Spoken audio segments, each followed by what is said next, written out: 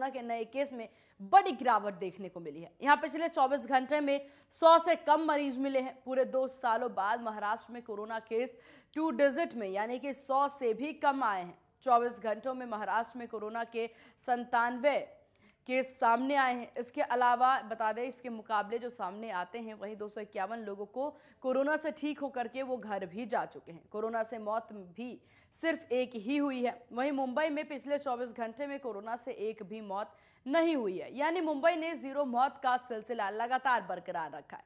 जबकि मुंबई में कोरोना के 48 नए केस सामने आए और 54 लोग ठीक हुए। एक तरफ चीन, दक्षिण कोरिया और यूरोप कोरोना की चौथी लहर के खतरे से जूझ रहा है, तो वहीं दूसरी तरफ पिछले कुछ दिनों से महाराष्ट्र समेत पूरे देश में लगातार कोरोना के जो मामले हैं वो कम होते जा रहे हैं।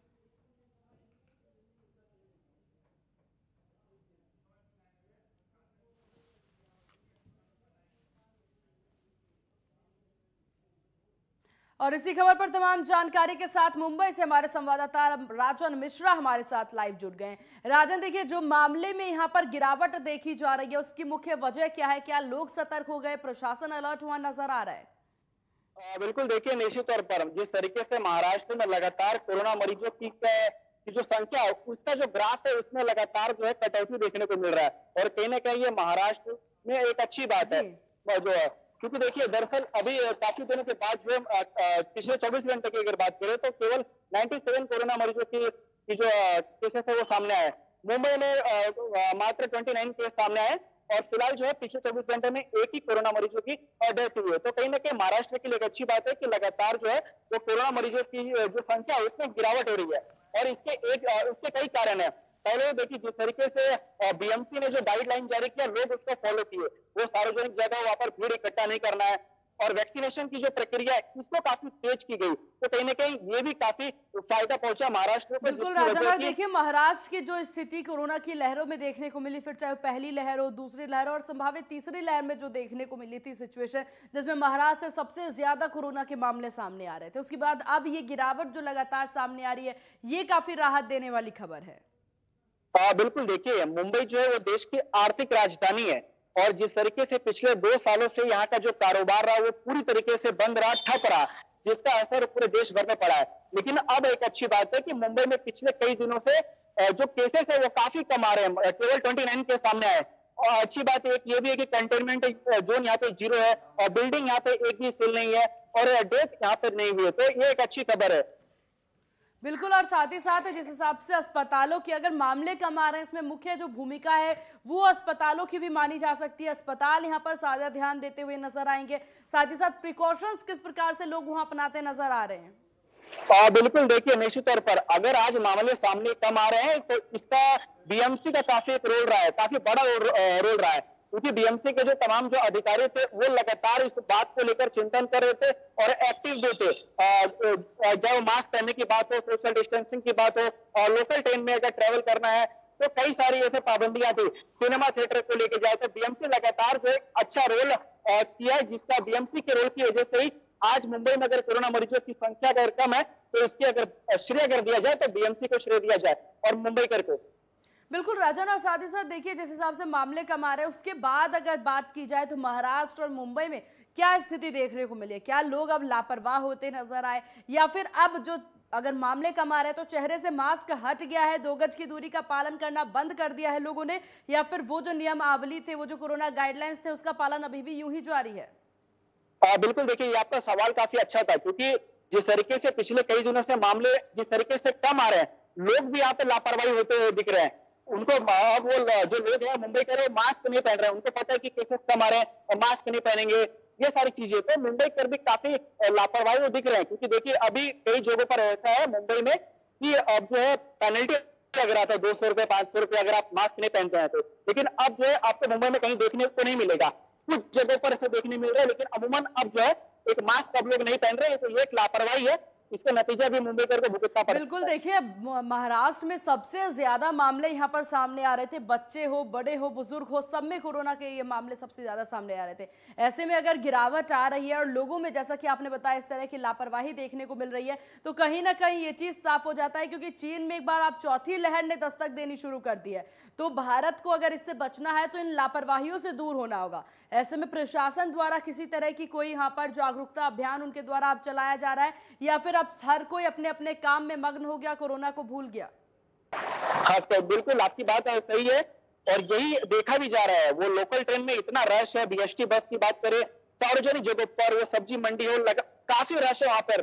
और आपको अगर 100 में से 5 या करीबन 10 लोग आपको दिखाई देंगे जो सोशल डिस्टेंसिंग का पालन कर रहे हैं। तो ये बड़ी लापरवाही है और जिसका नतीजा भी है वो भुगतना पड़ सकता है। हालांकि बीएमसी यहाँ पे लगातार लोगों से अपील कर रही है कि वो मास्क पहने, सोशल डिस्टेंसिंग रखे, लेकिन मुंबईकर को ऐसा लग रहा है, महाराष्ट्र की जनता को ऐसा लग रहा है कि अब कोरोना मरीजों का जो ग्राफ है उसमें लगातार कटौती हो रहा है। तो अगर आप मास्क नहीं पहनेंगे तो कोई चिंता का विषय नहीं है, ये लोगों को अब लग रहा है। बिल्कुल, और ये सबसे बड़ी गलतफहमी भी मानी जा सकती है, क्योंकि कोरोना बता के नहीं आता, बस लापरवाही की वजह से ही कोरोना अपने संक्रमण दर को बढ़ाता नजर आता है।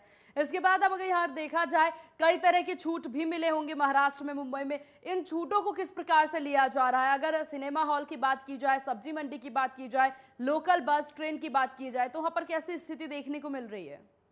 बिल्कुल, देखिए ये जो सवाल है, देखिए जो सिनेमा थिएटर की अगर बात करें तो वहां पर केवल 50% ही थे, लेकिन जिस तरीके से अभी ग्राफ घटा है, तो ऐसे में अगर अभी देखेंगे नई मूवी आई है कश्मीर फाइल, उसको लेकर एक लंबी कतार लगी रहती है, 2-2 बजे तक लंबी कतार लगी रहती है, दिन भर लंबी कतार है।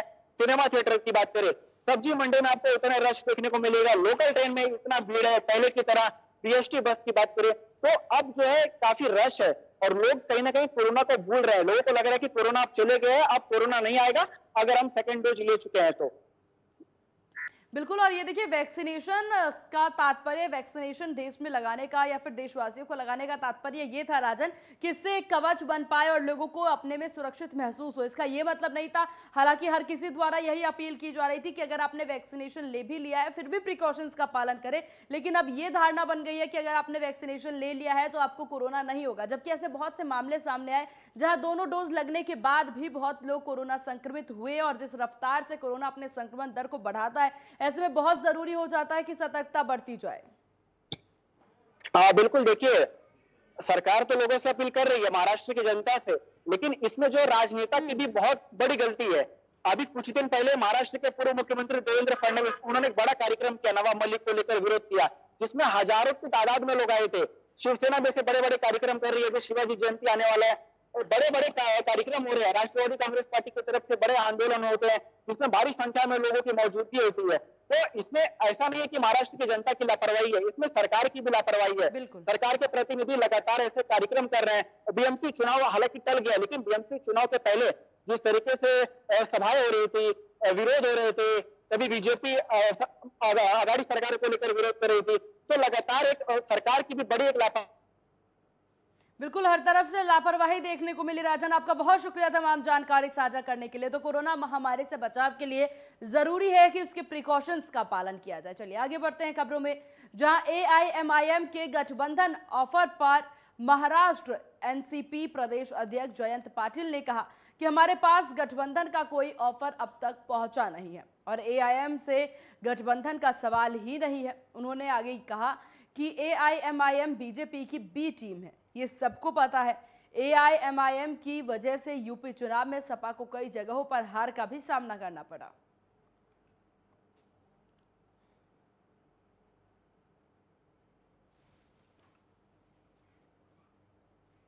वही एक्सटॉर्शन मामले में भगौड़े घोषित हुए डीजीपी सौरभ त्रिपाठी पर बीजेपी विधायक अतुल भातखलकर ने मांग की है कि सौरभ त्रिपाठी के खिलाफ तुरंत लुकआउट नोटिस जारी किया जाना चाहिए। साथ ही हाईकोर्ट के उच्च न्यायाधीश के संज्ञान में इस मामले की जांच होनी चाहिए। बता दें कि एलटी मार्ग पुलिस स्टेशन में 3 पुलिसकर्मियों ने आगडिया को गलत तरीके से हिरासत में रख करके वसूली की थी और एलटी मार्ग जोन 2 के तहत आता है ये, जिसके डीसीपी उस समय सौरभ त्रिपाठी थे।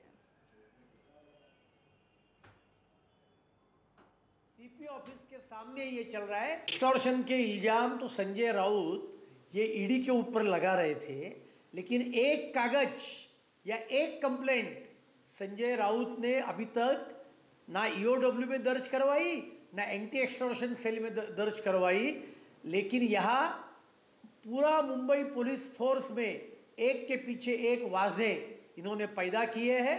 अभी सौरभ त्रिपाठी ये फरार हो गए क्योंकि उनका नाम एक्सटॉर्शन के एफआईआर में डाला, और पुलिस स्टेशन किधर है?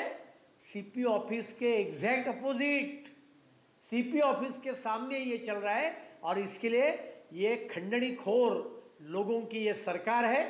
और मेरी ये मांग है कि सौरभ त्रिपाठी के खिलाफ तुरंत लुकआउट नोटिस करनी चाहिए और मुंबई उच्च न्यायालय के न्यायाधीश के मार्फत ये पूरे प्रकरण की जांच कर। हमारे समाज के टिकिंग टाइम बॉम्ब की तरह बदल जाते हैं। इसका मकसद यही है कि अगर हम उनके मन के प्याले में जो भरेंगे वही छलकेगा। उनके मन के प्याले में हम सकारात्मक ऊर्जा भर रहे हैं। वहीं पुणे में 374वां संत तुकाराम महाराज बीज उत्सव पर देहू नगरी को पुण्य भूमि और तीर्थ स्थल तक सजाया गया। इस दौरान बड़ी संख्या में श्रद्धालु देहू नगरी पहुंचे। बता दें कि संत तुकाराम महाराज के संदेह वैकुंठ गमन का दिन तुकाराम बीज कहलाता है। वहीं देहू नगरी में मंदिर प्रशासन ने पूरी तैयारी की। माना जाता है कि आज के दिन जगत गुरु संत तुकाराम महाराज स्वर्ग में चले गए थे। इसी वजह से बड़ी मात्रा में लोग यहां देहू नगरी में आकर उनकी समाधि पर फूलों की वर्षा करते हैं।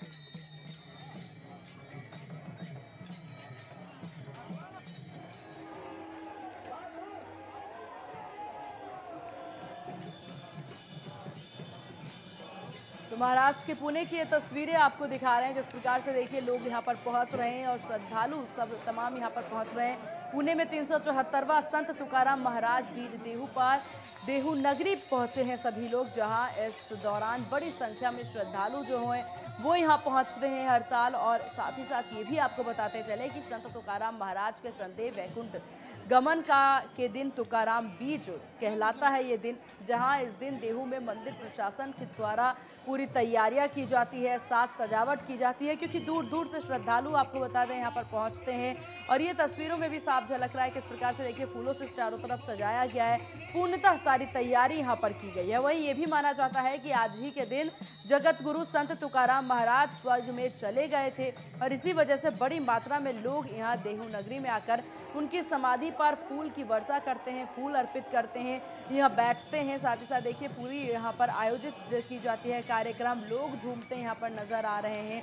लोगों के चेहरे पर ये खुशी साफ तौर पर झलकती नजर आ रही है। हालांकि इन सब के बीच अगर सुरक्षा की बात की जाए तो सुरक्षा व्यवस्था के भी पुख्ता इंतजामात होते हैं। चारों तरफ यहाँ पर पुलिस के द्वारा फोर्स उनकी खड़ी होती है और हर तरफ से यही ध्यान रखा जाता है कि किसी भी तरह की कोई दिक्कत का सामना किसी भी श्रद्धालु को ना करना पड़े। पुरुष हो या महिला, हर कोई यहाँ आज पहुँचता है, श्रद्धालु को रूप में हर कोई यहाँ पहुँचते हैं और शांतिपूर्ण तरीके से इस त्यौहार को मनाया जा रहा है, जो कि पुणे की ये पूरी तस्वीर आपको दिखा रहे हैं।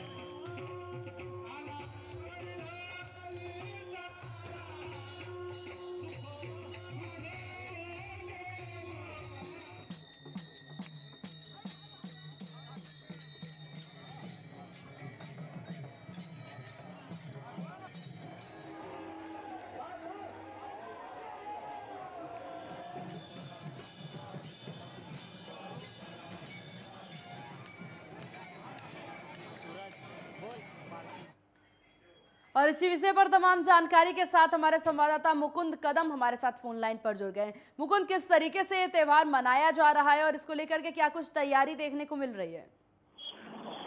ये देखिए, ये जो तुकाराम जी महाराज के जो वैकुंठवास आज के दिन चले गए थे, उसके वजह से हर साल यहाँ पे कई लाख भाविक आ जाते हैं वो दर्शन लेने के लिए। जिस इंद्रायणी नदी में उन्होंने आखिरी अपनी सांसें छोड़ी थी, वहाँ पे वो जाके पैर पड़ लेते। उसके बाद तुकाराम महाराज जी का वहाँ पे एक बड़ा मंदिर बना हुआ है देव के अंदर, वहाँ पे पैर पड़ लेते। रात को करीब 12 बजे से लेके दूसरे दिन रात, ये आज के रात 12 बजे तक ये पूरा त्योहार मनाया जाता है। तुकाराम महाराज जी को ये बड़ा ही अलग। बिल्कुल, और देखिए जिस तरीके से श्रद्धालु भी यहाँ पर मुकुंद पहुंच रहे हैं और काफी मात्रा यहाँ पर श्रद्धालुओं को देखी जा रही है, इसमें सुरक्षा को लेकर के क्या कुछ इंतजामात रहते हैं?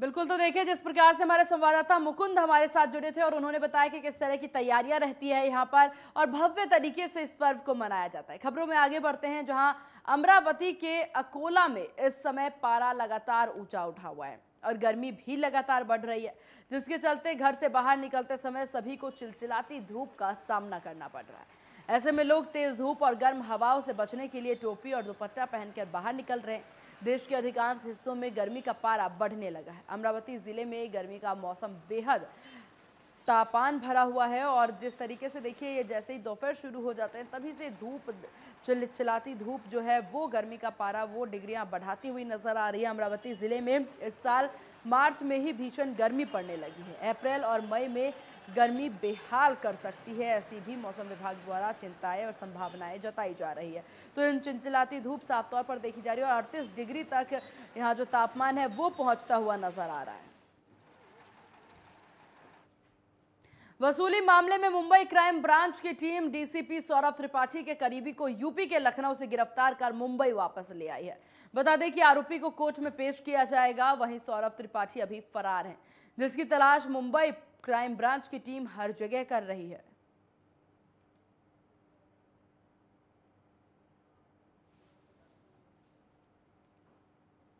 पुणे के बंट गार्डन पुलिस स्टेशन में एक स्कूल के टीचर ने शिकायत दर्ज करा करके 4 पुरुषों के खिलाफ केस दर्ज कराया है। ताड़ीवाला परिसर में रहने वाली 11 साल की बच्ची के साथ कुल 4 लोगों ने अत्याचार किया था। ये बात जब सामने आई कि बच्ची को इंग्लिश की टीचर स्कूल में उस गुड टच और बैड टच के बारे में बता रही थी, तब छात्रा ने अपने साथ पिछले 4 सालों में जो हुआ वो बताया। इसके बाद टीचर्स ने इस दर्दनाक हादसे को पुलिस के सामने रखा। पीड़िता का परिवार मूल निवासी बिहार का रहने वाला है और पुणे में काम की वजह से रह रहे थे। पीड़िता के बयान के आधार पर 4 लोगों के खिलाफ पिता, पुत्र, चचेरे मामा और दादाजी के खिलाफ केस दर्ज कर पुलिस की कार्रवाई कर रही है।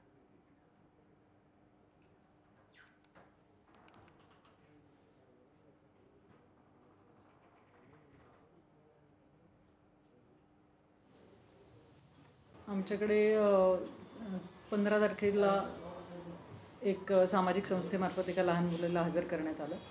तिची प्राथमिक चौकशी केली असता तिने तिच्या घरातील लोकांनी तिच्यावर लैंगिक अत्याचार केल्याची माहिती सांगितली। घरातली लोक म्हणजे तिचे वडील, भाऊ आणि मामा, आजोबा असं तिचं सांगणं होतं।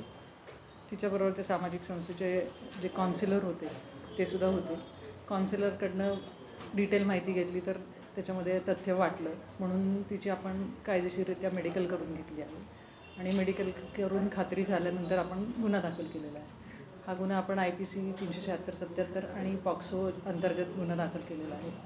याच्यामध्ये थोडक्यात पार्श्वभूमी अशी आहे की तिचे आईवडील डेफ अँड डम आहेत आणि वर्कर कुटुंबीय आहेत, प्रॉपर बिहारी लोक आहेत आणि इथं पुण्यामध्ये